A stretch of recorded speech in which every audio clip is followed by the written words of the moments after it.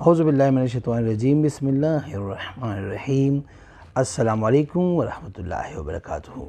میں ہوں سید اخلاق حسین شاہ اور آپ دیکھ رہے ہیں روحانی علاج 1-2۔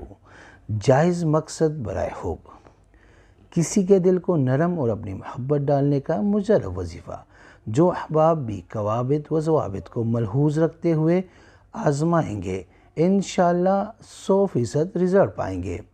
اس عمل کو مرد و عورت کی کوئی قید نہیں، کوئی عزیز رشتہ دار ہو جو آپ کے خلاف ہو، گھر میں ایسی کوئی رنجش ناراضگی چل رہی ہو، آپ کسی فارم یا آفس میں کام کرتے ہو، ادھر کسی سے چپ کلش کا سامنا ہو، رشتے یا پسند کی شادی کا چکر، غرض یہ کہ کسی کو بھی آپ اس عمل سے دوست بنا سکتے ہیں اور اس کے دل میں اپنی محبت پیدا کر سکتے ہیں، مگر شرط صرف یہ ہے کہ دونوں ایک دوسرے کو جانتے ہو اور دیکھا بھی ہو ایک دوسرے کو، مگر مقصد نکاح ہو۔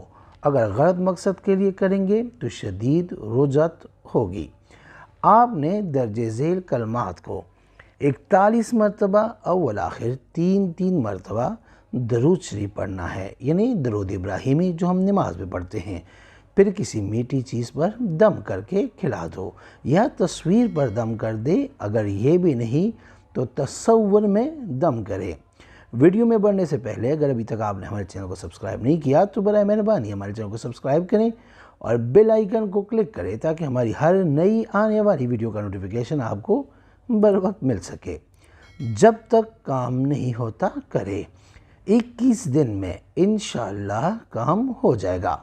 وہ کلمات یہ ہے: الف لام میم، الف لام میم صاد، الف لام را، الف لام میم را، کاف ہا یا عین صاد، طا ہا طا سین میم، طا سین یا سین صاد، حامیم حامیم عین صاد سین قاف، قاف نون۔